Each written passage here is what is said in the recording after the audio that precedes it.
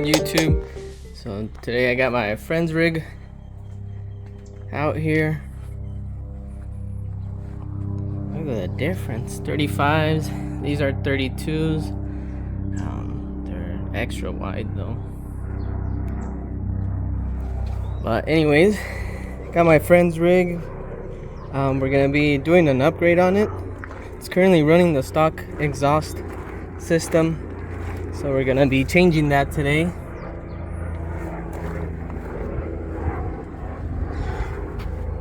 Still has a catalytic converter, stock muffler. So we're gonna be doing the 3-inch monster core exhaust from RPM. Pretty clean build. Upgraded seats. Got the audio system, cage, SMB particle separator, whips, rock knockers. I need me a set of these. What else here? Let's see, HCR. Got the SD light mirrors. Nice. It's really nice. Those are the wheels. On some Maxxis tires. Not bad. Looks really nice. But let me show you guys what we're gonna be installing. Full exhaust system. This is the RPM's newest exhaust. It's 3 inches all the way around.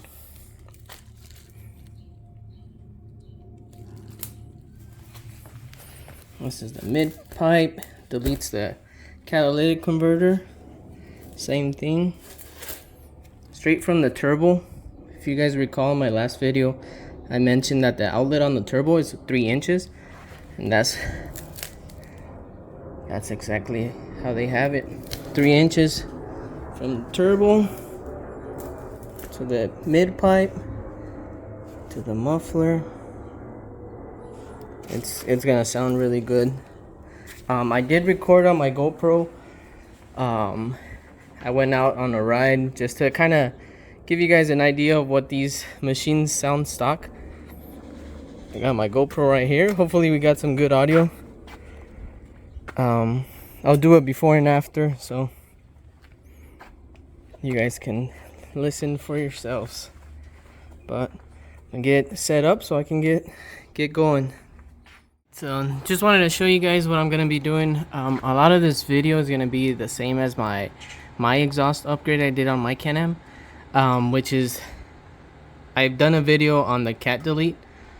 So that part is gonna be the same. It uses the same cat delete system. So I won't do much of that video, but I will focus more on the actual muffler back here. Because I've never removed that part, so I'll try and show you guys as best as I can. I will be removing this fascia, which is not too complicated. It's only about 1, 2, 3, 4, 5, I think 5 screws if I remember correctly. So I'll go ahead and remove that, and I'll get back on the video. Alright, so I got the plastic cover off. So far from what I can tell, it has 2 screws on this side and 2 screws on this side, 4, and then the 4 springs right there, and we can get this off. I'll keep going at it, and if it differs, I'll let you know. So these bolts are a size 13 millimeter, and they do have a bolt and a nut in the rear.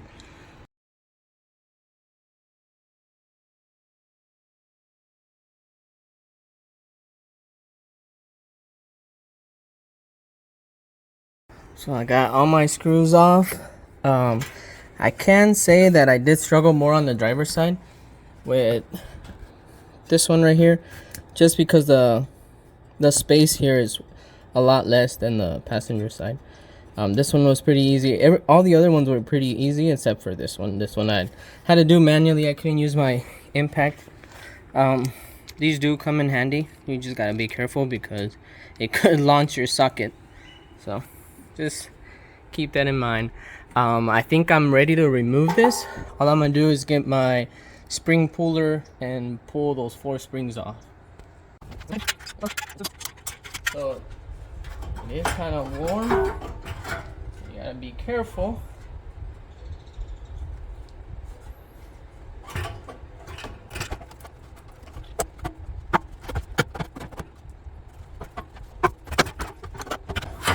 There we go. Gotta play with it a little bit. I've never taken one off. That wasn't too hard. For those that are new watching and haven't seen some of my other videos, I'll just give you a quick update on what I'm doing. So I did remove the muffler already. This is like your mid pipe, your catalytic converter. What I'm gonna be doing is removing the O2 sensor and the clamp from the turbo, which holds the mid pipe, which is right there. I don't remember the size. It might be a 13, but I'm gonna loosen it all up. Sometimes this part can get stuck or seized, but you just have to work it out. Eventually it comes loose. These are your heat guards. I'm gonna try and reuse them, but we'll see what I can reuse and what I can't. I might undo these just to be able to get this out if I can't. If I don't have to, I won't, but just an FYI. If you see me removing some of these just hold this heat shield in place, but they're easy to put back on, like a size 10.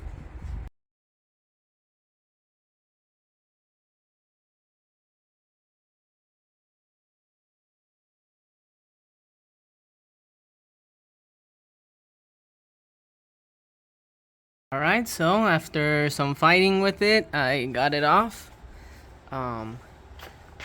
So this is the clamp. This one was kind of seized, so I did struggle quite a bit to get it off. But, or maybe what I noticed was that this little bar is kind of bent. I think that's why I struggled so much to remove it. But slowly but surely it came out, little by little. It was frustrating, but we got it off. So this clamp is gonna get replaced with the heavy duty clamp. We're gonna be running 2 heavy duty clamps. So let me bring out the exhaust and I'll put it next to this one. Alright, so I got the RPM's Monster Core 3-inch full exhaust out here next to the OEM one. And I just wanted you guys to take a look at the differences. One of the things you guys can't notice is how much of the weight difference is compared to the original one. So super light and pretty heavy. One of the things I did struggle a lot with is removing this clamp. This one is the aftermarket RPM's heavy duty clamp. This is the original one. So it took me about 45 minutes to get this one off, just because the space is limited, and since it has the bench seat, I couldn't get in through the inside. But I do recommend you guys upgrade the clamp even if you're not looking into a full exhaust. I really recommend the clamp. Yeah. The other thing is, if you were to upgrade your exhaust system, they usually come with the new clamp. So it's gonna make a big difference if you ever need to remove your exhaust again. This one won't seize. It's a lot better built. This exhaust comes with 2 of them. One for the turbo to exhaust connection, and one from the mid pipe to muffler connection. It also comes with a silencer. I'll try and see if I could do a test run with it on, see how much of a difference it makes. But yeah, It's a lot better. Can't wait to see what it's gonna sound like. Once I get it installed, I will clean it, and I'll touch on that again, because on my last cat delete I installed, I didn't clean it and my fingerprints stayed on there. So let's get going with this video. So another really important thing is, do not forget this little seal. So I almost forgot it, but it was stuck on here. So reuse this part.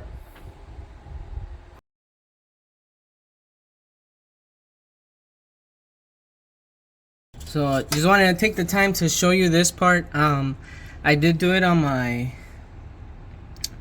3-inch cutoff eval electric cutoff system. So I reused this bracket. All I did was grind down this section here, because otherwise the 3-inch piping doesn't fit. RPM does sell one, I believe. They can get you one already pre-cut. I'm not sure how they do it, but I know they make some modifications for it to fit. So this is the way I do it. I cut off the little ears, I call them. I grind them down all the way, and then this allows me for the piping to align straight on with the turbo. So all I have to do is put my little ring seal, and I should be able to get this on there. So I got the mid pipe installed. Let's see, there we go, right there. Got the O2 connector installed, or O2 sensor. I haven't tightened it down though. And then one more thing I wanted to touch on, be careful with this little part. It's only on the passenger side. It's like an aluminum spacer that holds this little rubber piece. So be careful that you don't drop that and that you put it back on when you're putting the muffler. Alright, so time to put the muffler on. You no longer use springs, you'll use a heavy duty clamp. So this kit comes with 2 of them.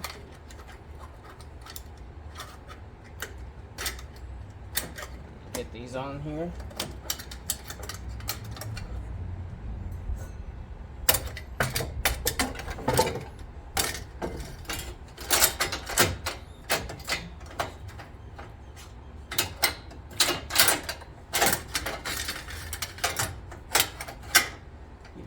Out of the way for now.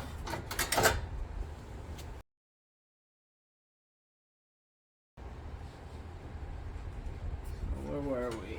Clamp. I guess if you had 2 hands, or another set of hands, I mean, it'd be a lot easier.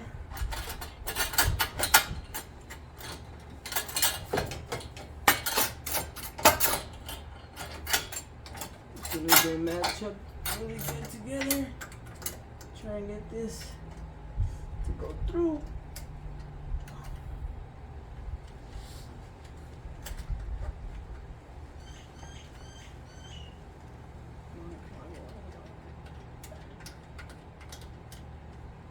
Got it.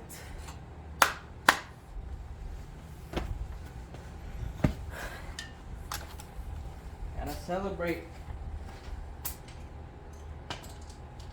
Little wins. So this clamp, nut size 13. Oh, wait a minute.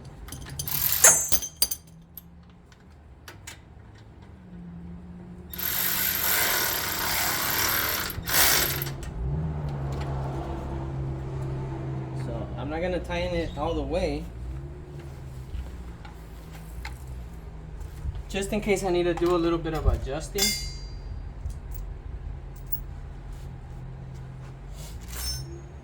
I got my old hardware, and that's what I'm gonna reuse. So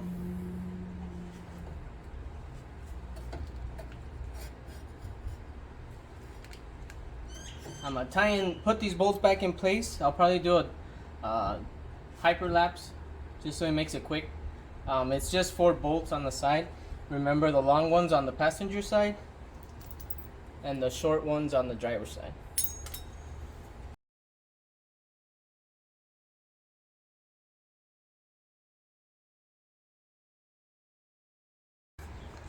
Alright, so there it is. So I got it sort of straight. You'll get more room to position it on your driver's side. The driver's side has a lot more play than the passenger side. So keep that in mind to kind of keep it straight. But it's all there. Just got to tie in the O2 sensor, one of my clamps, put the fascia back on, and we're all set.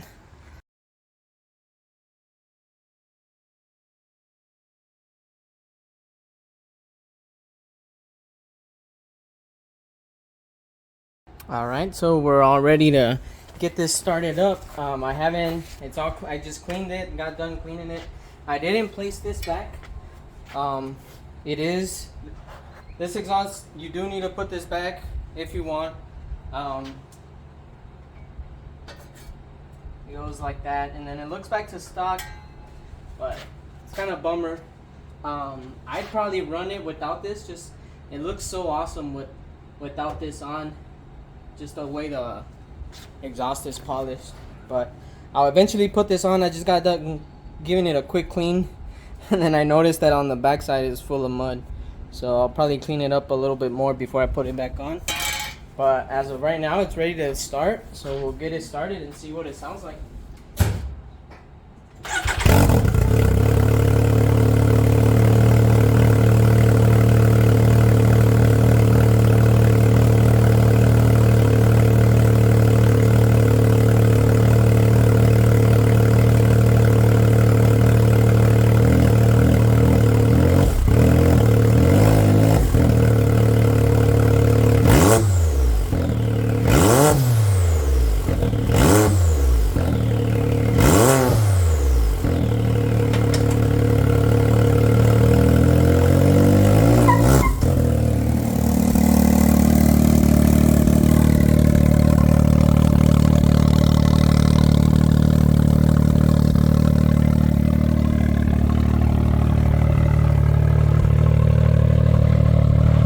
Pretty much completes the Can-Am. That's all it needed. This thing sounded like a hybrid Can-Am or an electric Can-Am. No noise before.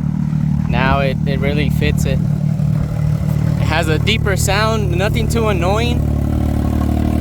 I think it's like the perfect exhaust, actually.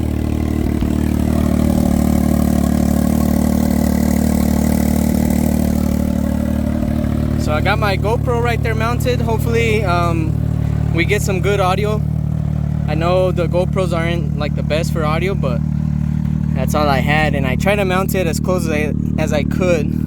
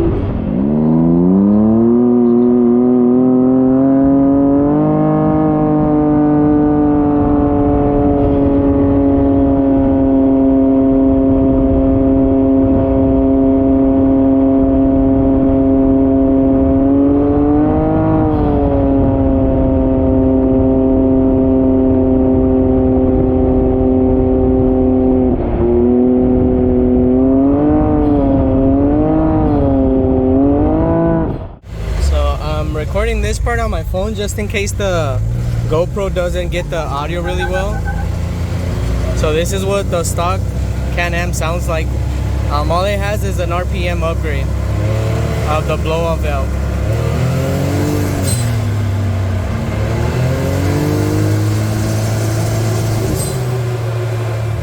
So this is the inside sound recording this one with my phone again, just in case to see if my phone mic records a little better of how this exhaust sounds. So let's head back home.